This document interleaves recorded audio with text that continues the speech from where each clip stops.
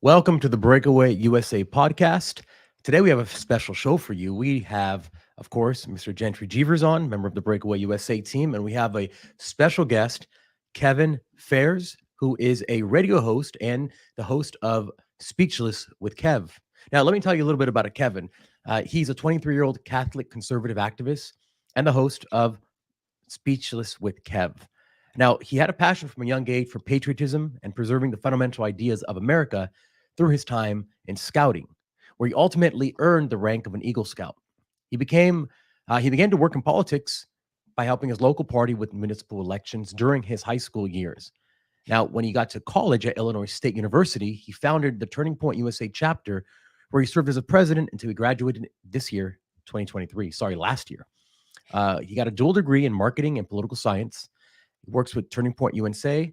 He's earned the Campus Warrior Award for his tenacity in advancing conservative principles. And outside of politics, Kevin enjoys listening to and playing music. So make sure you check out his YouTube channel, Speechless with Kev. I've watched a few episodes and I'm very impressed. Love the way you speak about things and with the tenacity that you have. So welcome, Kevin. Thank you so much for having me on, Fabian. I've known Gentry for a bit. I know we've been talking for a little while, and I've checked out what you guys have been doing with Breakaway, and I think it's absolutely awesome. And I'm so excited to be able to talk to everybody that you guys have out there, and hopefully we can keep spreading these messages and just telling the truth, man. Nobody tells the truth anymore. What's going on? That's very true. Sometimes Gentry tells the truth so much, the social media networks can't handle him, and they have to give him a pow-pow. I see that. Gentry even blocked on LinkedIn yet. I feel like that's the one that you still haven't gotten totally shadow banned on yet, but all the other ones. I don't think LinkedIn knows how to shadow ban yet. So I've had a couple posts removed from LinkedIn already, and it's been for bogus reasons. Censorship on Instagram is weird. A lot of people are experiencing this. I think even Fabian has this too, where if you try to go follow us, it'll say, hey, are you sure you want to go follow this person because they are responsible for spreading misinformation, which is pretty much a way to say, hey, you should follow this person because we're telling the truth. My content can't really be seen by new people. So I'm kind of stuck in my I think I have 45,000 followers now. So I'm kind of stuck in that bubble, which isn't bad because I love everybody who follows me. So I'm trying to get out a lot of really good content for them. My stories get terrible views. I mean, the censorship thing, and Kevin, I don't know if you've experienced a lot of censorship with your content, because you're kind of out there, especially on YouTube. Like, what's it been like for you? Yeah, so YouTube, man, I'll tell you, I call it ScrewTube. I call it ScrewTube. That's really what it's ScrewTube, because like it's the most user-friendly platform. Like that's the thing. That's the reason why I was attracted to it in the first place. It's very easy to use for anybody who's trying to learn how to be a creator of any kind. But once you hit a certain threshold, like if you're under 100 subscribers, 200 subscribers, even 300, they don't really care too much. Copyright is the biggest thing. You use 5 seconds of anybody's song or anything, and they'll be like, okay, you got a copyright strike, you got a copyright violation. And then a little bit further, now that I'm at like 1,300 subscribers, now I get all the community notes on my stuff. Like I had one about Trump the other day. And I was like, I basically just said, yeah, the left always overplays January 6th. It's not that big. It's not nearly as big of a deal as they try to make it out to be. They act like it's the next 9/11. Now I have a community note on it that's like January 6th was an insurrection performed by Donald Trump. Yeah, all that kind of crap. And they put that kind of stuff on it. I always have to push like request review. They always got to have a human go through it. And then like sometimes they say, oh, it actually can be monetized or it can't. Like, it's crazy. And like, I'm really not even that big. Like it's 1,300. Like, and that's, I'm very proud of that, but there's so many other people. I can't imagine what it's like to have 10, 20,000, a million on YouTube. I'm sure every video that Ben Shapiro posts or Michael Knowles or anything that their teams post has some level of oh, this can't be monetized or now you got to strike and all that kind of crap. You can't say anything that goes against the woke narrative nowadays. Yeah, that's exactly why we chose to not focus on YouTube specifically, because we didn't want one day for us to log on and we're gone. I mean, it's happened to Gentry, it's happened to myself. When we know what it's like, and you have to rebuild that. So That's why even though it's harder to grow on other platforms such as Rumble, for instance, because it's not as user friendly or as known for longevity purposes. Yeah, obviously be on YouTube, but obviously be everywhere else as well, just so you don't have all your eggs in one basket. Absolutely. Absolutely. I'm starting to build stuff out, but when you're one guy, like that's the thing that a lot of people don't realize. Being one person trying to start it all, you can't, it's not as easy to get TikTok and Instagram and all that stuff out at one point, you know? Right, Absolutely. right. Well, that's part of the reason why we started Breakaway, is to bring people together who were doing similar things so we could collaborate and help each other. Absolutely. Right? I love it. I love it. We can cross market, we can cross pollinate, we can help with some technology things, help with some marketing things, and just build out this distribution network so we can distribute the truth. Because that's really what the main goal is. So, Kevin, do you want to talk a little bit about your radio show and introduce our audience to? Yeah, and also we got David just popped on. David, Oh, you hear us? David. Hey, what's up? What's going on? How's it going? How are you, David? Good. It's good to meet you. Great to meet you, David. I haven't talked to you at all yet, man, so I'm happy to have you here. But in response to Gentry's question a little bit, so when I was in college, we had a local radio station in Central Illinois that was they were affiliated a little bit, like they had some other hosts that were affiliated with our local Republican Party. And with my Turning Point activism, I had really gotten to know a lot of the local leaders. And one of them brought me into his show one day, and he was like, "Hey, like you should have your own show." And so he talked to the station manager. I got on that. Started off with two of my buddies doing it, and then they grew up, left, did other things, and I kept going with it. Worked it into now a content creation platform with YouTube and a little bit on Rumble and building it out a bit more. And it's Speechless. It's Speechless. I was asked for a radio show name, and the last book I had read was Speechless: Controlling Hearts, Controlling Minds, or Controlling Words, Controlling Minds by Michael Knowles. And so I was like, I think that's a great name. And being on a college campus, that's exactly how you feel. I mean, I was always one, I'm not afraid to speak my mind, but you got so many people that would come up to me when I was tabling for Turning Point, and they would tell me things. They'd be like, "Man, like, I'm so happy you guys are here. It makes me feel comfortable that you're here, but I just can never like speak out like that. Like, right. I don't want to sacrifice a grade. I just want to keep my head down for 4 years, get out of here, get my degree, go work, have a good life, everything like that. I don't want to make waves." And I was like, man, it's so sad that that's the way it is. Higher education and with the free speech movement that started in the 1970s at Berkeley started off with, we should be allowed to talk. And it was liberals at the time. It was, we should be able to talk about politics. We should be able to protest the war on campus. Like, that's what learning is about, having your ideas challenged. And now we have on college campuses nationwide, not just Illinois State, where people are sitting there speechless, pun intended, because they know that their professors will give them a bad grade, that they will be told. Like, I've had people come up to me and tell me that they had professors say, if you're pro-life, you're not going to pass this class. Like, serious thing. And so that's why I call it that. And that's why it's Speechless, because it's not just about me. Yeah, I can be the loudest voice in the room, but my voice is only loud because it combines all the people that have come up and told me I don't feel comfortable enough speaking out like you do. So that's my show. And that's what it's about, is saying the things that a lot of people might be too afraid or not confident enough to say. Yeah. Wow. I think we all kind of play that role in our own individual personalities, yourself, myself, and Gentry, because we are in that space, and we do have to deal with the ramifications of what we say, because if you don't say anything, they can't say that you said it because you didn't. People don't really understand what it's like being on this side, dealing with censorship, dealing with just every single day, dealing with something new, and trying to figure out how to get the news to people by getting around the censors that they have pre-programmed. So you're like a ninja trying to sneak around to get people the information that they need. So it's very interesting being on this side. Absolutely. Kev is the news ninja. That's your new nickname, man. The news ninja. That's a great name. I love it. I appreciate it. No, but it is interesting, Fabian. You're spot on, because like whenever I get fact checked, I always look at how the post is doing, and sometimes I delete it because, and this seems like I'm losing battles, because I am, but the way that I look at it is I'm losing battles win wars. Yep. You know, I'm not big enough like a Charlie Kirk or Matt Walsh or one of these guys that, you know, I can go ahead and get media about it and try to, you know, pressure people into removing the strike or removing whatever it is. And so we have to we have to play this game until we hit critical mass. Yep. Otherwise, we're just going to get silenced. And it does suck because there's these really fine guardrails that we have to like play within. We stretch it a little bit, but it sucks. It really sucks. Yeah. If I think if, or not if, but when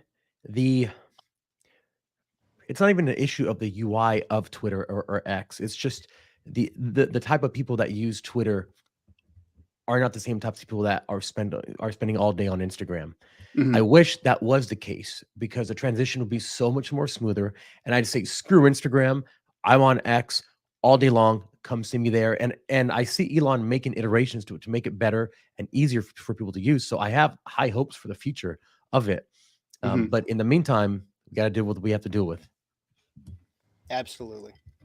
Mhm. Yeah. And so, Kevin, you are from Illinois, right? Yep, born and raised, suburbs of Chicago, and then I lived throughout my college years. I lived in basically the center of the state in Bloomington Normal. And how did you? So I saw that you got into politics when you were in high school or college, or I mean, really like got into it, not. Yeah, so I started off in high school. I was in an AP government class, and I had a teacher in that who, and I really had no fascination. I was not raised in a political family by any means. Like directly, like we never really talk about the kitchen table issues as much, or even candidates. I was raised in a family where it was a lot of values stuff. So like my mom came from a family that didn't necessarily have as much, and so but she worked really hard to be able to get us some of the best schools, amazing house, an amazing community, everything like that. And so that's the kind of values I was raised with: is you work hard and if you work hard and keep your nose to the grindstone, you'll get where you want to be. And so then I got into high school and I had this AP government class, and my teacher was a little bit more liberal, and he would start talking about like one time he was like, when we were researching different things for one of our projects, we were talking about biased sources. And this was like 2015, late 2015, maybe early 2016. And I'll never forget, he said, CNN is a relatively unbiased source. Now, if you go back to like maybe 2000-ish, like they're still in that era, they're still biased. They're still biased, but not nearly as much. But we're in 2015 at this point, 2016. That was when they really started showing their true colors so much more, and anti-Donald Trump, Russian collusion, all that kind of crap. Trump's a racist, all the lefty talking points. And that's really when they started showing. And so I was like, I don't really believe that to be true. My sister at the time was majoring in broadcast journalism, and so like I would talk to her about the news a little bit, and so I was like, oh, like I feel like there's bias pretty much everywhere, no matter where you go. And so when he said that, I was like, I really need to start looking into things. So I kind of looked into both the party stances just on my own. I started looking into different podcasters and like listen to some NPR stuff. I listened to Ben Shapiro at the time, a little bit of Charlie Kirk. And I was like, man, like I really resonate with the side that says work hard and you'll get to where you want to be. And it doesn't matter the color of your skin, your sexuality, if you're a man or a woman, if you believe that you're somewhere in between or something, anything like that. If you work hard, you'll get to where you want to be. And that was the conservative side of things. And so that's what really started getting me into it. I worked with our local party. I went to mainly our local Republican Party in the suburbs of Chicago. And I got to listen to some candidates. I worked in some municipal elections, knocking doors, getting to know some of the candidates, working on youth outreach for one of our mayoral races, a lot of that kind of stuff. And then, so I was just learning that. A lot of that time was just learning basic level of the political process. And in that time, I met somebody through Turning Point USA who was the field rep. And he was like, you should start a chapter when you go to Illinois State. Because I was a senior in high school at the time. He said, when you go to ISU, go and start a chapter. And I was like, I don't know, man, I'll be a freshman. And I had a lot of the similar mindset of, man, do I really want to speak out like that? Is that really especially as a freshman without just being brand new to the system? Exactly. That And takes a lot. Yeah. and he really convinced me. He was like, no, like it'll be great. I'll help you through it all. And so I did. I started it from basically day one of my freshman year at ISU, continued that through my senior year. Actually, when I was starting up the chapter, I was hanging up posters. I was looking for different members and like put my email on there, like, hey, reach out to me if you're interested in joining, maybe being in a leadership position. And one day when I was doing that in our political science building, a professor approached me. I could only tell that he was a professor based on his apparent age by the way he looked. And he said, "What are you doing?" And I was like, "Oh," I explained to him, trying to start this chapter. And he told me to enjoy hell. He did. And I was wearing my cross. I've been wearing this cross since high school. And I was wearing my cross and I was like, sir, like that seems like really inappropriate. And I would appreciate if we could have a conversation about why you would say something like that to a student. And he scurried away towards his office. And so I kind of followed him and found where he went to his office. I knocked on the door and I said, "Sir, if you're not going to like talk to me about this, then I'm going to go to your supervisor and let them know that you told a student to enjoy hell." Good. So yeah, Savage. and Good, as you should. he didn't say anything. I could hear typing going on in the office he was obviously flustered. And so I went to take a picture of the nameplate by his door so that I could remember who he was. And as I took out my phone and was going to do that, he opened the door. It seemed like he was checking as to whether or not I was still there. And he grabbed my arm and tried to take my phone away from me. And when he couldn't get my phone, he put his leg out in front of me and hip tossed me. No way. Yeah. And this is your first, and you're a freshman. You're just This was Veterans A Day teacher 2019. assaulted you? Yeah. When Dang. Veterans Day 2019. And it was like that moment where I was like, okay, I'm not going to shut up. Like, I'm not going to stop. But what ended up happening with that is another professor had heard the commotion. He came into the area. He didn't see it, but he came into the area and he was like, "What's going on here?" And I was like, "This MFer just assaulted me for my political beliefs." Wow. Like, what the heck? I was in shock, man. I'm not even kidding you. I was in shock. And then, No, of course, especially being a freshman. Like, yeah, and this so is supposed to be the people that I came here to learn from, and he just judo threw me. Yep. Like, Exactly. That's And so the crazy. other professor was like, "Okay, I didn't see what happened, but you guys should go your respective ways. And if you feel like you need to contact the authorities, then you should do that." And so that's exactly what I did. I went to my separate ways. I contacted the authorities, our local PD or our school PD, and they had asked me if I wanted to press charges. And this is probably if I have any regrets from college, that would probably be one of them. As I decided not to press charges because I was just, like I said, I was just a freshman. I was I had no idea what I was going into. They took my statement. They did everything through that. They asked if I wanted any kind of like repentance from him, and I was like, I want an apology, and I want a meeting with the president of the university. So I got my apology in front of his supervisor. He gave me an apology, and he had this long drawn out thing like this was a lapse in judgment, and I'm like, yeah, it was kind of a big lapse in judgment, but okay. Like, yeah, there was a lot of missteps there, right? There was a lot of steps like, oh, like, like how many like decisions does it take to assault somebody randomly in the hallway? Well, not only that, but being a member of the staff to a student who you're supposed to be a caretaker of. Right. That's literally like a doctor willingly giving someone the medication that's going to hurt them. That's a violation of the Hippocratic Oath. In that sense, that's exactly what he did. Yeah. And so he even went through, he brought out his student evaluation forms. I'm not even kidding you. He brought out his student evaluation forms and he's like, look at how positive my student evaluation forms are. To which I told him, I go, maybe they're only that way because people know that they only take your classes if they agree with you. Yep. Maybe. Holy moly. So do you feel like that made you, after that point, after everything that happened, do you feel like it made you kind of untouchable where they're like, all right, you guys, like, don't mess with him? Or was it? Kind of, a little bit at the university to an extent. I mean, what happened was I basically, because I told them, he at the end of it, they were like, do you have anything to say to him? And I was just like, like a lot of people would probably take this and say like, man, like I should I should step back. I shouldn't be involved in this. Like, it could be a threat to my safety. But I told him, I was like, no, like, you're going to know who I am and you're going to see me on this campus for the next 4 years. And I hope it makes you, every time you do, it makes you miserable. What's his Kevin, name? every book you What's write his from now name? on, yeah, I was about to say, just dedicate it to him. Say you awoken the monster inside me. So thank you Yeah. for allowing me to convert tens of thousands of people to my side for that hip toss. Oh I my would- gosh. And unfortunately in the police report too, I forgot about this one. So I FOIA'd for the police report of it. And in the police report, he claimed that he was justified in his actions because I had threatened him. Of course, that's The closest thing to a threat I said was, "Hey, you told me to enjoy hell. I'm going to talk to your supervisor about this."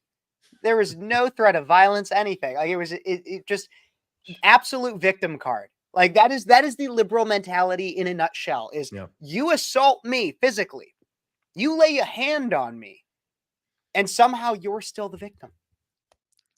That's leftist 101. Yep. No matter what you do, always come victimhood. dude. That's Holy Real wild. thing that happened. Yep. And because you were starting a turning point chapter at your college, you got assaulted by a teacher. yes. That is wild. Yep. That wasn't the only assault that happened on my campus either. When I was running Students for Trump in 2020, one of my members was physically assaulted by another student. Oh my gosh. And so, yeah. And so I actually, I could find it for you guys, but we had the video footage of that. That ended up Turning Point Action when they were heading up Students for Trump. We sent them the video of the assault and that went viral. I'm sure. Imagine being so out of your mind that you physically assault somebody because they think differently from you. Like, it takes a certain kind of person to actively physically assault someone just because you don't like their opinion. Mm-hmm. Like, even if someone called me, I don't know, whatever, a racist, bigot, I would never want to assault them. Yeah. Because I don't take offense to that because I know it's a lie, but they feel like if someone supports Trump, that it's like killing their soul inside and everything that they are. That's a cult. When you feel like someone else is a threat to that extreme, that's a cult mentality. It absolutely is. And you see it all the time on a college campus. So, like, those are just like the biggest stories I ever had when it came to what happened on our campus. However, like, it would, any time that I would table for Turning Point in general, I would have some fascinating interactions with people. I mean, the amount of times I got called a Nazi, a fascist, a racist, a sexist, a homophobe, a transphobe, anything like that. I too many to count. Yeah. And for the most part, my response to anybody like that was always, God bless you. God bless you. To which there would be some people that would just walk away and that was fine. I thought the most culty mentality, though, was when I would have people that would respond and they'd go, God doesn't exist.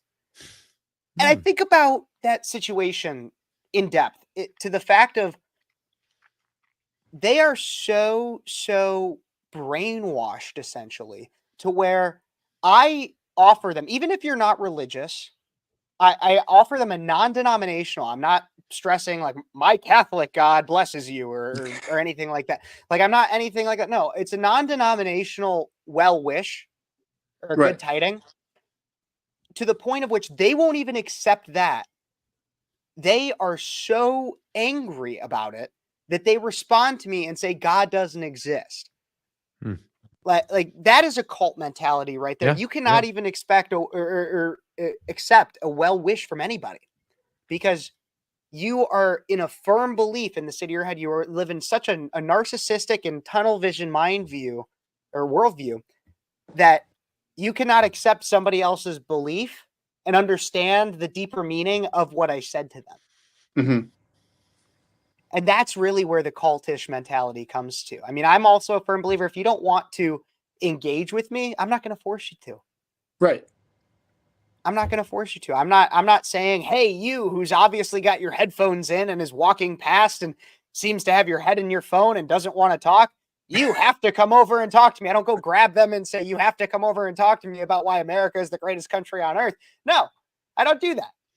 I'm there for conversation. That's the thing Mhm. is let's talk it out, because the way you get rid of bad ideas is by rooting them out and by challenging them with good ideas. So Yeah. Well, but also by not backing down from confrontation too, because in a lot of ways, like I bet you there's a ton of people who hold our beliefs. In fact, I know this to be true because we're called the silent majority. There's a ton of people who hold our beliefs and who will never waver, but they're just scared of confrontation. And so, I mean, I applaud you for going and tabling, because in a lot of ways, you're inviting it and you're standing up to it and you're saying, hey, like, you can't silence me. And I'm not even trying to silence you. We're just trying to have a conversation. Yeah. I exactly. mean, the way I see it is like, if I saw the same exact situation that you were in, but it wasn't you, it was some blue-haired, whatever, leftist, super communism, Marxism 2.0, whatever. There is no way that I would just go and start screaming random stuff at them. That's just I don't think normal people do that. Number one, they probably just walk by, or if they ask them to talk, yeah, like we'll talk because let's see what you think and why you think, without automatically going to screaming and throwing temper tantrums just on sight of you without even knowing anything about you, right? Like you never know if maybe they'll be your best friend, but they can't even get that far because they just go to automatic leftist extravaganza mode right away. Absolutely. Well, Well, and that's the liberal privilege that you can see on pretty much any college campus in most of the public sphere, is that if you would see, honestly, if you counted the amount of times that people tabled on a college campus, much more it's conservatives. Why? mhm, Because liberals don't need to. Their messages are being talked about in the classroom mhm, in a positive light. They have no need to table. Occasionally you'll see college Democrats out during an election year or something like that, but that's about it. uh-huh, They don't need to go table once, twice, 3 times a week to try to get their message out there. mhm, Yeah. And look, I'm not complaining about it. I had a lot of fun doing it, and I have some great stories to tell because of it. Honestly, like you said, I'll probably write a book about it. But the point being is that's a liberal privilege. You don't have to worry about your viewpoint being shared at all, or mhm, being because the times that I heard a conservative viewpoint in a classroom from a professor, it was always in a negative view. Not once did I ever really hear it in a positive view. Actually, I'm sorry. There was one time in an economics class that a professor, when pushed about it, was able to admit that the wage gap was a myth.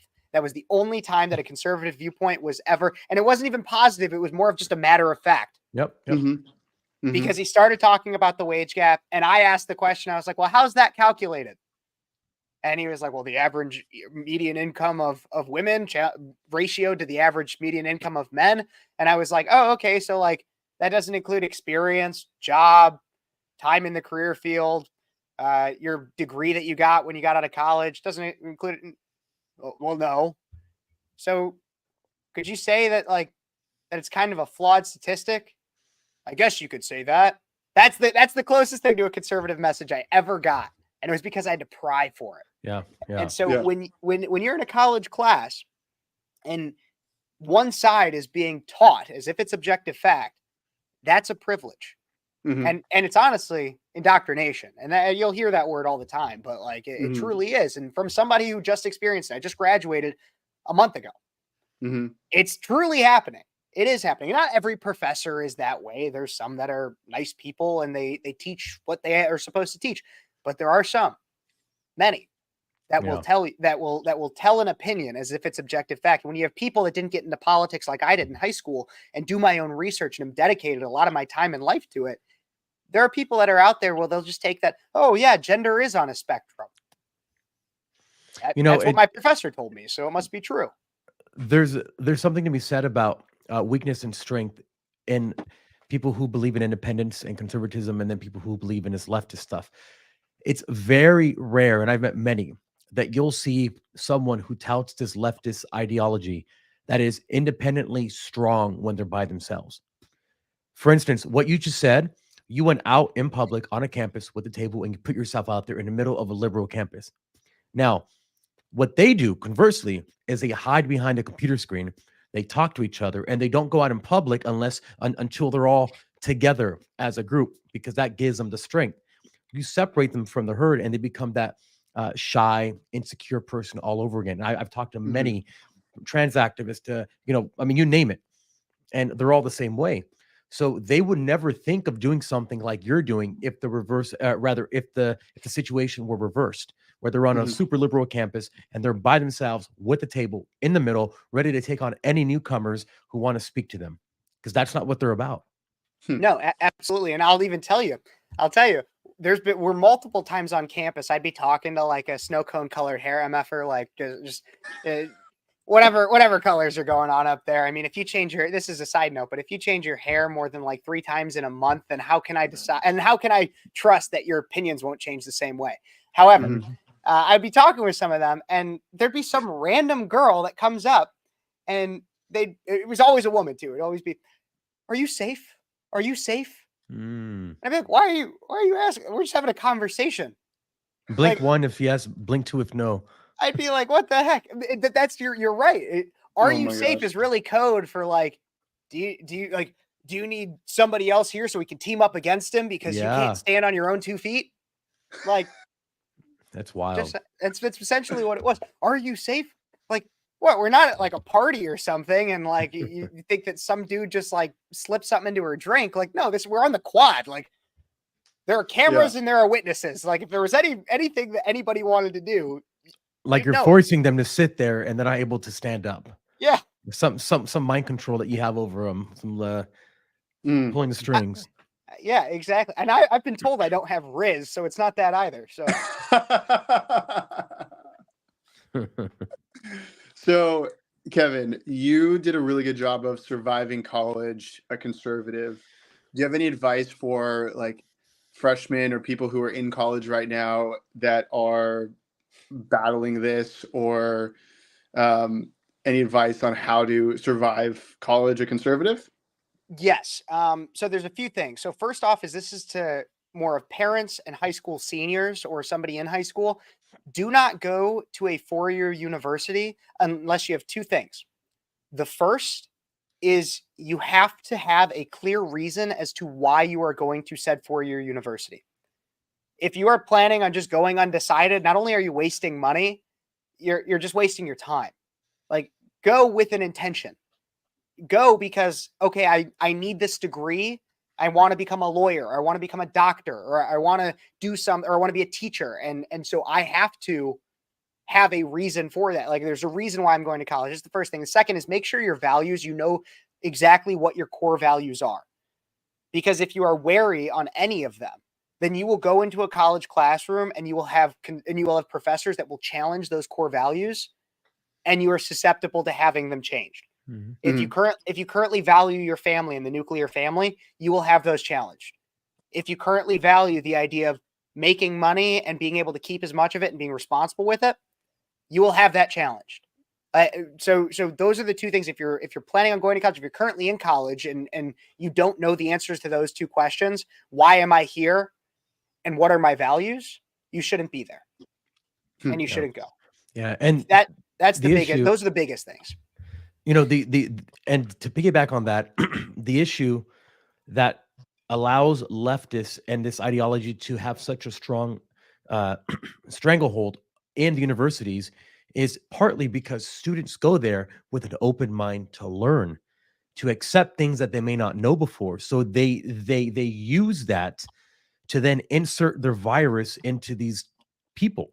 Mhm. So I think it's critically important that if you're going, maybe even write down your values on a piece of paper so you can look them Mhm. over and say, "Oh yeah, okay, that's what I believe." Literally like a cheat sheet, right? Because you're literally going into a pop quiz where you never know what's going to come up, but you have to know what the foundation is. So Mhm. I think that's critically important what you said for anyone in school or thinking about going to higher education. Yeah, I had Exactly. a. You go. Oh, sorry. All I had a pastor. One of their favorite things to say was, "Some people's minds are so open that their brains have fallen out," and I thought that was hilarious. But it does describe a lot of people today, and unfortunately, it's a lot of high schoolers too that are going into college. No, you're absolutely right. And for anybody that's currently in college, find your coalition. Find your coalition. That'd be my biggest thing. Is I mean, like, for me, I wasn't all about a lot of a lot of the ways that college kids operated. Now, some of them I was, but like a fraternity wasn't my thing. I didn't like the idea of going and paying all this money for a frat, and like these guys could only be my friends if I was in this club, this special club. And not to mention the fact that I had certain values that didn't necessarily align with a lot of fraternities. So that wasn't my thing. Find people that share your values. Look, I know we just talked about how the leftists always have to go out and they always have to be, and they can't stand on their own 2 feet. Those first two questions, if you can answer those, you'll be able to stand on your own 2 feet. But if you want to feel comfortable and like you can actually speak your mind, then a lot of that comes from having a solid support system. I started a Turning Point USA chapter. I was involved in our college Republicans. I was also involved a little bit in our Catholic church, our Newman Center at ISU. I had a lot of different involvement across the board. I had the locality through the radio station, some friends through that, and some local Republicans. I had a phenomenal support system of amazing people that I'm still in contact with today. When you can have that support system, it doesn't matter what goes on in the classroom, because as long as you can have somebody to go to after it and be like, man, this is what happened in class today, and you can kind of vent about it, then you'll be a lot happier. I mean, that's how you can, and you can also have people that are like, yeah, that really does suck. And hey, maybe next time when you're in that class, try it. Like you could say this, ask this question, things like that. So have a solid support system, find it. Turning Point USA chapters are great. That's the ones I highly recommend. College Republicans are usually pretty good. Young Americans for Freedom, Young Americans for Liberty are also great options. There's Students for Life. There's a lot of issue-based ones. I know a lot of colleges have gun-based organizations. Finding those kinds of things. Faith-based is always a great place to be, because if you're leading with God, then you're in the right place. So a lot of that. Yeah, I was so happy that my little brother, he's in university now. He went to a Christian university. So, but when he was getting out, his last year, I went over to visit him, and I saw a book called White Fragility, and I said, wait, what is this? That's Kimberly Started reading Crenshaw, it. right? That's Crenshaw? I believe it's Or is that Robert Ibram X. D'Angelo. Kendi? Yeah, Robert Robert D'Angelo. D'Angelo. I just get them all confused because Yeah, they're all shills anyways. So by the way, I just posted yesterday. I looked up Kimberly Crenshaw's net worth, $13 million. Now, here's the irony. I was driving back from, I went to the movie premiere in Arizona for the Beneath Sheep's Clothing, and I was coming back, and I was thinking a lot, and I'm like, how hypocritical was it that she has made $13 million as a capitalist in a country like this, and she does not share her wealth? If she's an avowed communist, why would she have so much money all to herself? Isn't that Right. counter to what she believes? What a hypocrite. What a hypocrite. But if I ever talk to her, that's how I'm going to lead, because she is an elitist. She's a multimillionaire telling people that communism is the best form of government, yet she's the one who's a benefactor of a capitalist system. Mm-hmm. No, absolutely. I mean, you look at all of them like that. Bernie Sanders has multiple books in which he's made a crap ton of money, multiple houses as well. You look at the BLM people that started that. I mean, they used the funds that they got off basically peddling the George Floyd overdose lie that he was murdered. No, he was an overdose. We all know that. Sorry, that might get you banned on YouTube, but we'll figure That's it right. out. We don't have, we're not focused on YouTube anyway. It was an overdose, to be clear for everybody out there. It was not a murder. It was Derek Chauvin is maybe not a good man, but still innocent of murder. However, the people that peddled all that through 2020 that made millions of dollars off white Karens and moms and suburban women from, again, all white too, for the most part, peddled all their money to that. Oh, well, they just got new houses on the coast, which also tells you, hey, why is it on the coast when I thought that parts of the country were going to be underwater in a few years because of the climate crisis and all that kind of crap? It's all hypocritical, and it's all intertwined with each other. Mm-hmm. And for anybody out there that's like, well, I might actually believe that, I don't necessarily believe all the race baiting stuff, but like maybe the climate crisis, like it does seem to be maybe getting a little bit warmer. No, it's not. You're not going to fix it by driving a Tesla. As much as I love how Elon Musk runs Twitter, well, X, you're not going to fix all that by driving a Tesla. The climate naturally changes. And I know I'm going off on a bunch of different tangents, but it's because it is all intertwined with each other. And that's what's going to happen in 2024. 2024 is going to be a hell of a year, because if you look back at 2016, Trayvon Martin and Laquan McDonald, all of those were peddled to start BLM and to push Black people especially, but mainly all minority communities, into the Democratic plantation. And was just the start. There were isolated riots here and there. Then you had 2020, a riot to every city was basically their plan. It happened. Small town America got hit with riots. Try that in a small town. That's why Jason Aldean wrote the song. And so you have that in 2020. You had the coronavirus epidemic or pandemic, which was absolutely blown out of proportion. Yes, there were reasonable steps that we could have taken it to, but we did not need to shut down nearly as much as we did. All of it blown way out of proportion. There's a litany, and then riots. We had Chaz and Chop set up autonomous zones in our country, all to push the narrative that Donald Trump is bad and that he's a racist, he's terrible, all these stuff. And you might not love Joe Biden, but he's better than the other guy. If that's what they do in the last 2 election cycles, imagine what they do in 2024. Yep, it's going to take a step up, and that's exactly why I think Iowa is. Well, these primaries, for that matter, are so important because we're going to see crumbs of what their strategy is. They're not going to go full force on the primaries, but they're going to show us. They're going to have to show us their hand to a certain extent, and see what they're planning. And I know it's going to take a massive effort from everybody who just loves America as a country with any kind of fortitude to come out and make sure that everything is running smoothly. And if you see something, say something. Go out to the polling places.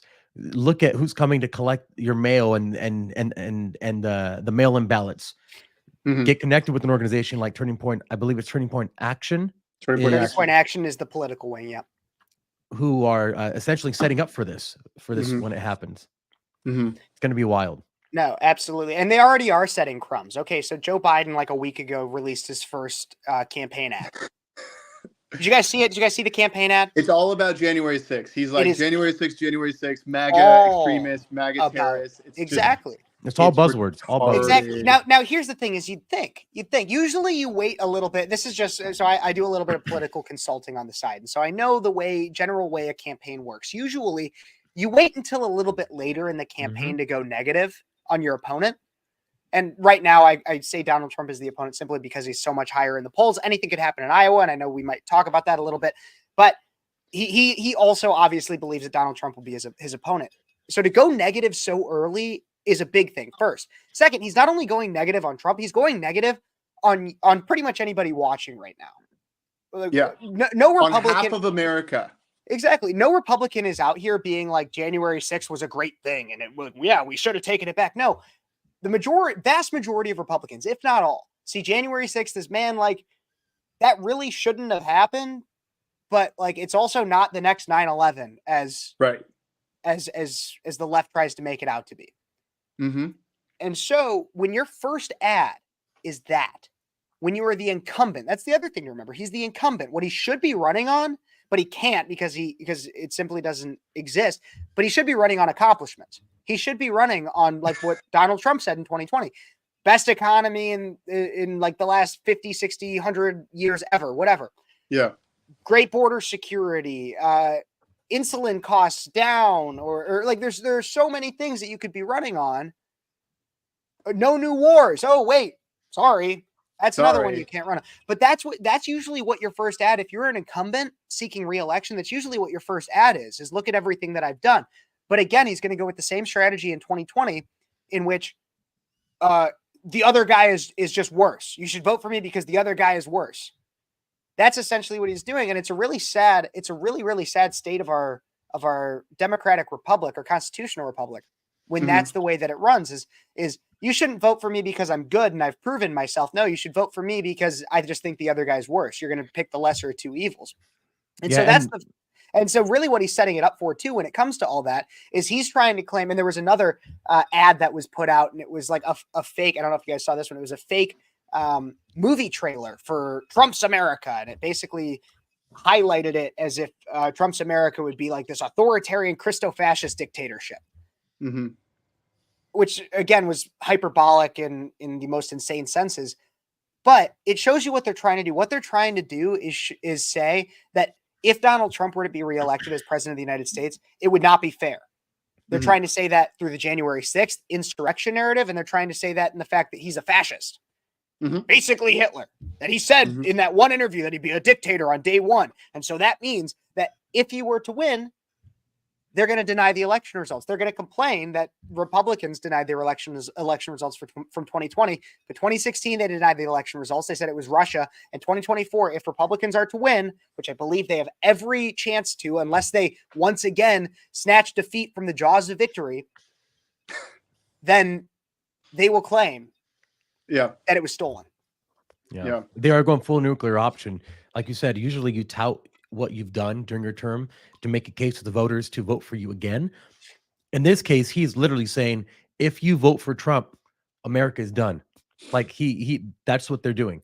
It's no longer, let's look at the merits of each person. It's if you vote for Trump, he's going to be a fascist dictator and put you in camps. So the left has a very good way of accusing their enemy of what they themselves are doing. Right? They write about this. This is like Saul Alinsky 101, basically. Rules for radicals, man. Rules for radicals. Yep. Accuse them of what you're doing. And this is it. So I will say Joe Biden has done one thing that no other president has done. And I think he's going to finish off his first term with over 400 days of vacation. Man. Lucky him. Tell me any other job. Tell me any other job. Because 400 days, that's over a year. So at least a quarter.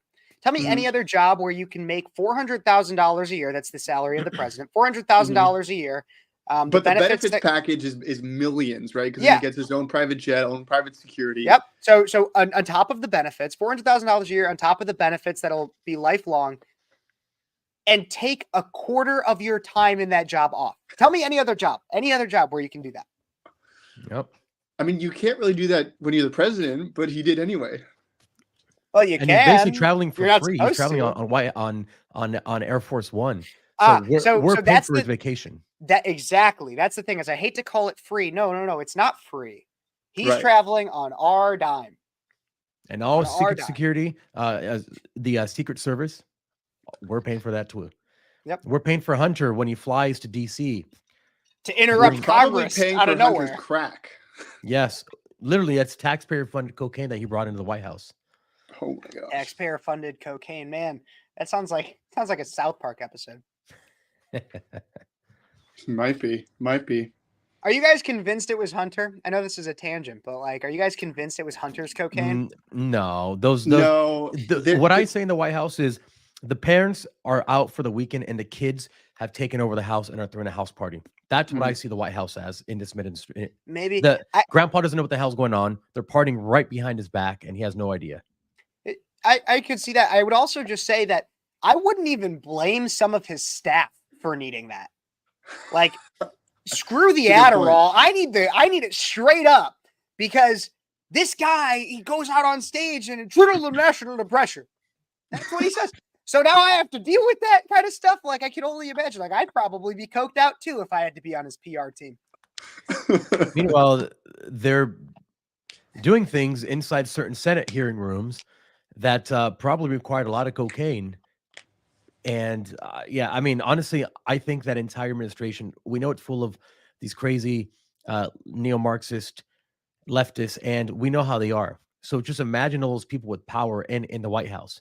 It's probably, I mean, we probably don't even hear half of the stuff that happens in there. Yeah. No, it used to be drug, sex, and rock and roll, or sex, drugs, and rock and roll. Now it's sex, drugs, and ways and means in the Capitol. So exactly right. Inappropriate relations in the appropriations, right? Appropriating inappropriateness. So, no, but that's nothing new though. I mean, Bill Clinton, it's not new at all. Bill Clinton got a blowjob and basically in the Oval Office. So apparently there was a lot more that happened in there, but I've got some friends on the Hill, and I won't say who they work for, but it happens on both sides. These guys are sex addicts and drug addicts, and it's basically the establishment, right? They fight on the floor of Congress, and then they go out and have a beer afterwards at the Capitol Grill. It's weird, you guys. Mm-hmm. It's really weird. It's all a show. Politics is it's a show. Such a weird thing. And they say politics. Yeah, So when I was working in politics when I was younger, and I don't know if this is still the same, but they said that DC is Hollywood for ugly people. And if you really Although think it about is it, getting a little bit more attractive. yes. Well, I on the mean, conservative Matt side, Gaetz and on the Lauren conservative side, Boebert, MTG, all these younger folks. Really? Wait. Did you see? Here's a debate I've had with people before. Do you think MTG is attractive? Yeah, I would say. Really? You into If muscle you were mommies, no, so Gentry? Into here's muscle mommies? Is that what you're saying? no. Here's what I'm looking at. Okay, do you know the cheerleader effect? Do you know of that? course. Where you Explain. get like a cheerleaders used to do this where they would take a photo with uglier girls to make themselves look hotter, Yeah. right? And so like if you're going to compare like Marjorie Taylor Greene to Nancy Pelosi, Okay. she's a 10 out of 10. You've convinced me. Yeah. You've convinced me. I mean, Yep. yeah, Relatively. if your range is congressional attractiveness, Right. Uh-huh. Right. Well, Now, yeah, but when the average age of a congressman is like in their mid to late 50s, if not early 60s. oh, dude, I'm not attracted to old men, dude. Like, don't get me confused here. I did compliment Fabian earlier, but I don't swing that way. I know I'm from Seattle, so you might be able to make an assumption, but I don't Yeah. swing that way. I will say probably the most attractive people in DC, you don't really see them because they're on blackmail tapes that Madison Cawthorn's talking about.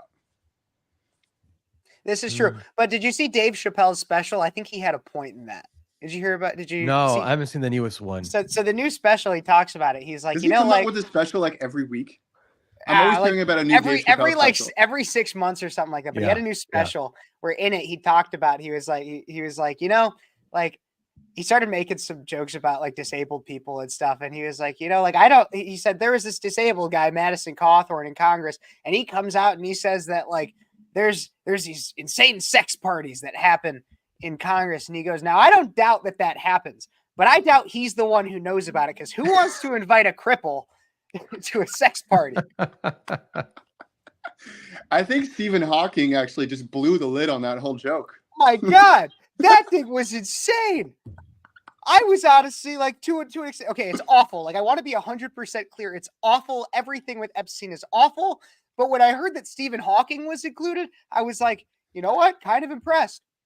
I mean, well, It's just think bad, about but, how like- long it took him to say what he even wanted, because he has to look at the computer, it has to track his eyeball, and that's how he types. 6 years old, please. Like, just saying. It's a really messed up joke, but I made it. And he literally just did it all with his eyeballs. Yeah. That's the crazy part. Oh my gosh, guys! All right, I got a joke. All right. let's hear it. Why was Jeffrey Epstein and Ghislaine Maxwell late? Why? Because they were stuck in human traffic. Oh. All right. Well, now I didn't make the worst joke on the on the podcast today. That's That fine. might be the worst joke on the internet right now. Gentry, that joke will get hip tossed at Illinois State University. Yeah, probably. Oh, for sure. You know why? Because that professor was there. Yep. The full list hasn't been released, man. Is the jury still out on that? I know. Yeah. Yeah, All they're right. giving us crumbs, and we want the whole cake. Let's switch gears here. Let's talk about Iowa. Caucus Iowa. is coming up, Oh my God. and Chris Christie was caught on a hot mic talking about how Nikki Haley is going to get destroyed, and DeSantis is scared. I don't think he got Vivek- caught. That's my opinion. I think he did it on purpose. But I also agree with you on that. Oh Fabian. yeah, for sure. someone pissed him off. Someone didn't pay him enough. Someone didn't keep their promise, and he's like, Yeah. "All right, cool. This Yeah. is my going away present. Have fun." Yeah. Vivek, in my opinion, he's going to outperform the polls. There's been a lot of people talking about how much work he's put in, but when you look at the rooms that he's campaigning in, it pales in comparison to the rallies that Trump has. So he's going to do amazingly well, in my opinion. I think Nikki Haley and DeSantis will probably drop out next week because of how poor they'll do. Really? I think so. And here's my opinion. In those caucuses, you basically have to be the outspoken one. So the more outspoken you are about someone, the more you truly believe in them. I don't know anyone who truly believes in Nikki Haley, like to the point where if someone's True. challenging you and say, no, all right, we have to redo the, the tabulations, that you're going to say, all right, guys, this is why you should believe in Nikki Haley, because I saw her commercial. Compared to, I've seen a dozen videos of Vivek, or however many, and I understand what he believes in. No one knows what Nikki Haley really believes in, aside from this charade that these commercials are showing you, or her stump speech. So I think that's going to play a large part. Obviously, Trump has crazy amount of support, diehard support in that area. I think second is either DeSantis and Vivek, depending on your age group and how much you see on social media. Yeah, I see where you guys are coming from. I don't necessarily disagree with you on Vivek. I think he could outperform the polls that are currently standing because they show him incredibly low. I think Haley will underperform. I think DeSantis is the sleeper in this case. Really? Yeah, in my personal knowledge, I mean, I know somebody, at least one person on pretty much every campaign, just from the people I've met, and DeSantis's campaign, I can tell you, has been doing a lot of methodical work in terms of getting local, state politicians in Iowa and other primary states to endorse, in some way support, in any way. And so I think that he has laid a lot of great groundwork to outperform the current polling for him. Nikki Haley, I think, will underperform. I think that while she has kind of a cute side that she shows on the debates, a lot of Trump advertising as well as DeSantis advertising and Vivek just and the things that he says on his own social media have exposed her for kind of the establishment that she is. And even like, I mean, if you do even the slightest Google search, you see her ties to Boeing, which is the largest defense contract manufacturer in the nation, and also her ties to the military through her husband. So you understand when she's on that debate stage saying, man, we need to push more funding to Ukraine. We need to help out Israel, and China's going to invade Taiwan. So we got to be ready for that too and push more funding there. Yeah, maybe she would say things like that while also ignoring the fact that the Pentagon lost like 1.9 billion worth of weaponry that is supposed to be tracked that we sent to Ukraine. Like, that's the thing, is I'm not against helping out certain countries, and a lot of people shouldn't be, like, to some extent. The problem is it's wasteful spending, and we can't track it, or we're bad at tracking it. And so when we can't understand where our money's going, there's no reason to do it. But she doesn't care where the money's going because initially the money's going to Boeing, who she worked for, and so it's going to come back to her. So I feel like again, a bit of a tangent, but Nikki, I think a lot of people are starting, likely Republican voters. You'll have moderates, but those are not the ones that are showing up to the polls for a primary or for a caucus. No, those are the high propensity voters, the diehard.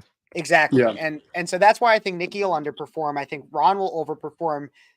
Trump will perform as expected, if not even maybe underperform a little bit, only because I've seen how methodical that the DeSantis camp has been in primary states. And Vivek might overperform a little bit, but still only in like a 2, 3, 4, 5% margin, like area, like not necessarily as low as the 1% he's been getting.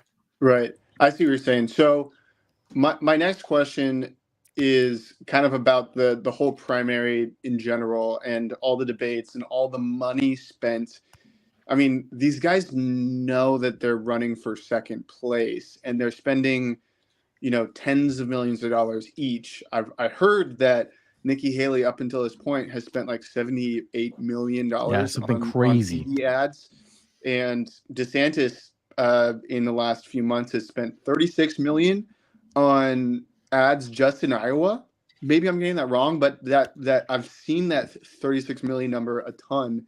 Like, I heard it was higher. I heard it was like in the 50s, and like Nikki was in the 60s, or probably 70s by now.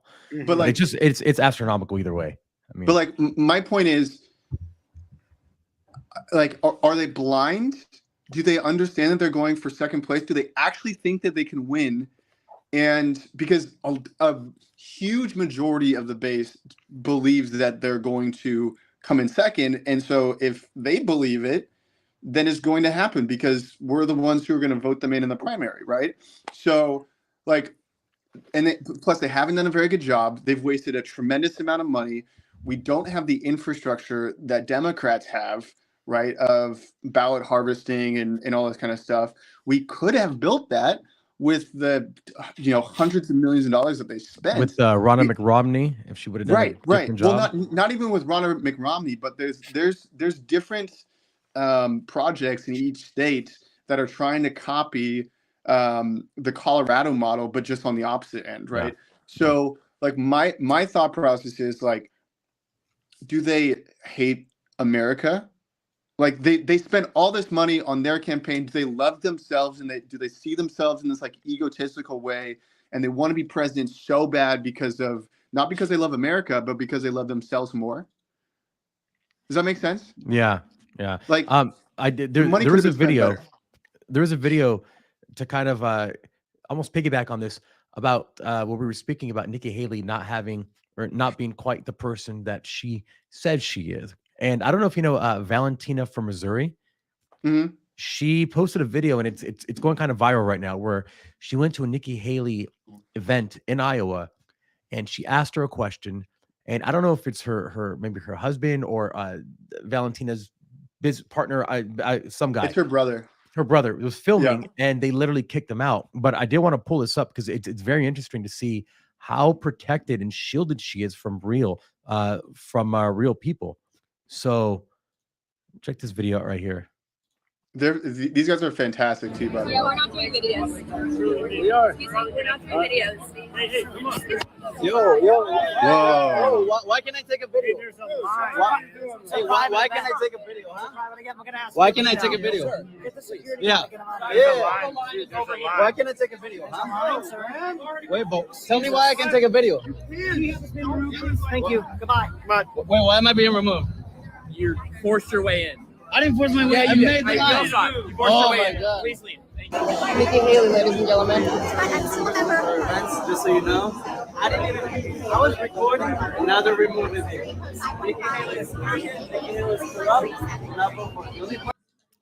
Anyway, so yeah, that's Oh my gosh. That doesn't surprise me. That doesn't surprise me. A lot of times that's how campaigns operate, and it's really kind of bogus because, I mean, especially it depends on like if that guy was in any way labeled as press, he would have every right to sue the pants off those people. Mm-hmm. If it was a public event, if he had a press badge, if it was a public event and he wouldn't need a press badge, but if he was any kind of press, he could sue the pants off him because there's no reason. Mm-hmm. Why would tell me a good reason why and this could be rhetorical. If you guys actually have one, let me know. But tell me a good reason why anybody would have a problem with a video being taken of a candidate that wasn't in a private space. Yep. Right. Reason. I mean, unless they don't want to be recorded, unless their PR team is like, we have to inspect every single piece of content that goes out there, because if you say the wrong thing or you're going to get crucified by the base, which means that they're trying to be deceptive, which means that they're not actually speaking to the base and understanding what we want. Yep. It's such a cookie cutter campaign with so many secrecies behind it. It's like it's almost Hillary Clinton 2.0, right? Mhm. Because they know that it works. So Mhm. now taking it to the next level. History always brings about people that do things bigger and bigger. Like look at BlackRock. 10 years ago, we were talking about hedge funds, and a few years ago, we were talking about Citadel and Ken Griffin, and now we're talking about BlackRock, who has over $10 trillion, and they're buying all of the homes in the United States. Never happened before. Every subsequent generation has people iterate on what they did and say, I could do it bigger, I could do it better.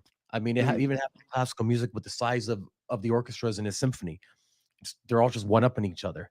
So I can definitely see Nikki Haley as a not herself more dangerous, but the people behind her that know the game plan and how to make things work be more dangerous. Well, exactly. And if you look at the people that are funding her right now and the people that have come out and endorsed her, it's like your Paul Ryan types.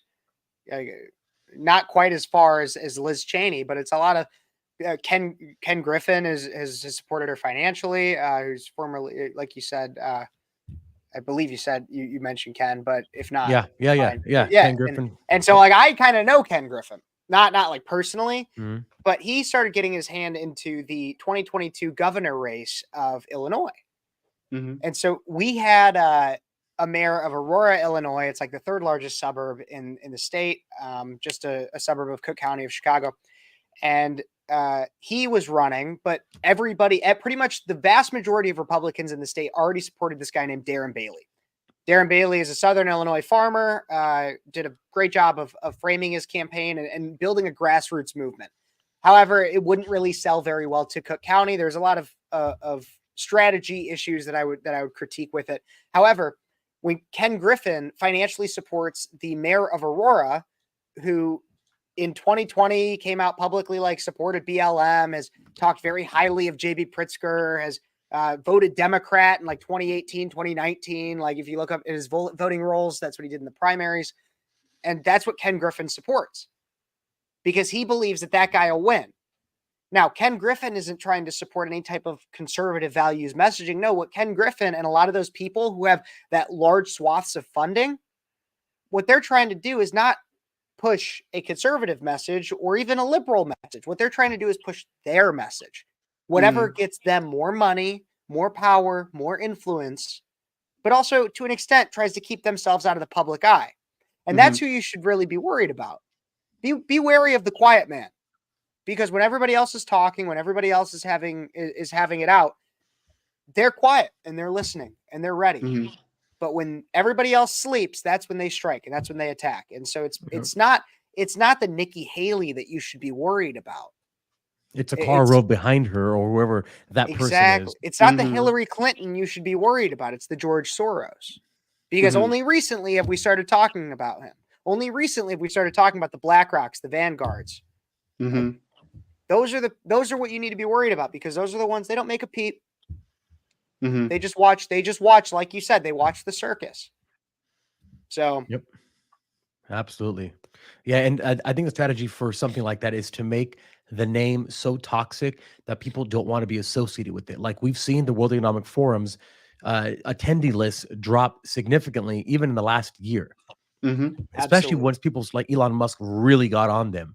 And you have to think Elon Musk has inspired an entire generation of entrepreneurs that look up to him, that look after him. They're going to be the next, the next millionaires and billionaires because they follow him and they're going to take some of his, I guess you can call it ideology or just worldview with them up the ranks. So before you had this Bill Gates, I can fix everything. And Elon, a very realist and say, well, I mean, that's why are you trying to take so much control? So I do think it's a good thing that the next generation is looking at him and that he's posting so much. He's literally like, if he didn't exist and if he didn't do what he did, it would be a lot harder to do what you and I are doing right now. Oh, 1,000%. Because he's the buffer, right? He's the reason why we haven't all been deleted off of Instagram, to be honest. Because and I think that could still happen. Yeah. Yeah, absolutely. Well, and the thing about him too is that he is a fascinating individual because I'll be clear in terms of that I don't, there's things I don't trust about him when it comes to like his Neuralink and his need for, because here's the thing is definitively he is a type of progressive. He's not progressive in a lot of the policy sense. Like he's not big on the trans stuff. He calls that out. He does support some conservative stuff, but he's progressive in the technological sense. I mean, he wants to, I mean, he has plans to have implants and chips in our heads and it might have the best intention, but that's something I would be incredibly worried about because who knows, like the government can track everything you do on this right now. And so who's to say that if you were to put an implant in your head, they wouldn't do the same thing. Now it's not to say that we shouldn't seek advancement, but it's something to be cautious of and the intention and the intentions behind it. What I will say when it comes to Elon is he has a phenomenal way of doing what you wouldn't expect the wealthiest person who also happens to be an African American doing what you wouldn't expect of that person. Right. When he comes out at that business forum that usually nobody ever watches and he gets asked the question by that reporter, well, how do you feel about the people Right.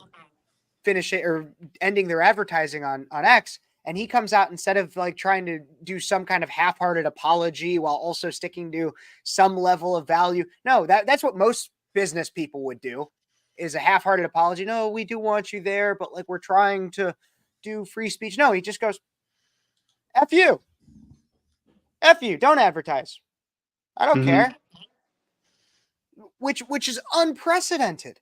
No business person does that. It's honestly antithetical to the entire idea of trying to grow your business. However, while it's antithetical to that, and it's against the idea of trying to make money, it is incredibly pro value, which I have so much more respect for. Mhm. Because he knows, like, yeah, okay, like if you don't want to advertise with us, if you got a problem with free speech, well, the purpose of the platform is free speech in the first place. So if you have a problem with that, then you shouldn't advertise, because we don't reflect your values and you don't reflect ours. Right. So I got a Yeah. lot of respect for that. But I also want to be clear. There's a certain level of cautiousness you should have for somebody like Elon Musk. Oh, for sure. Yeah, I think that's an entire conversation that we could have, independent of just even what we're talking about now, because that goes very deep and it takes a lot of different turns, and he's touching so many different aspects of our lives now that is a really important conversation to have, an interesting topic, and to have it from almost like an unbiased perspective, where even if you like them, you're okay with pointing out things that are a little bit suspect. Yeah. Absolutely. And that goes for everybody too. I mean, like, and I know that we're probably going to end this out here sometime soon, but like, you could have that conversation with Donald Trump, Ron DeSantis, Joe Biden, things that you like and things that you don't like. No one is perfect, and you got to be able to have that conversation. Yep. Exactly. 100%. Absolutely, man. Yeah, I think we had a great time chatting, and you're right. I think we want to save some firepower for the next one. But it was great having you on, man. It was great having a chat. What do you think, Gentry? Any last words? I think, Kev, we gotta get you big, dude. You got some talent, Thank and you. I love it. appreciate Everybody go follow And Kevin. fire, Yeah, not just and talent, but fire. man. Yeah. You are the news ninja. I Crowned right appreciate now. it. This is the Yeah. the crowning ceremony. I think so. I don't know what made us the coronation, but now we are. Now we are. You've been We're gonna bestowed the coronate honor. you, man. Well, yeah, thank man, you guys so much. No, it was a pleasure having you. We got to have you on again, man. Absolutely. Awesome. Well, thank you for everyone for tuning in. It's a beautiful Saturday. I think it's Saturday. Yeah, it is Saturday. Enjoy the rest of your day. And if you're watching this after, make sure you subscribe to Kevin. Kevin, can you tell people how to find you?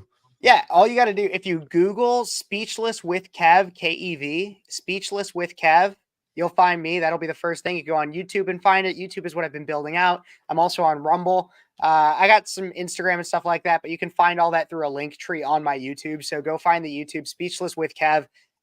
Subscribe, like, share, comment, all that fun stuff. And we're going to keep growing. We're going to keep building, and we're going to do it not only for me, but also for Breakaway USA. It's going to be big. Absolutely. There you go, baby. Let's go. Come on. All right. Thank you guys, and we'll see you next time.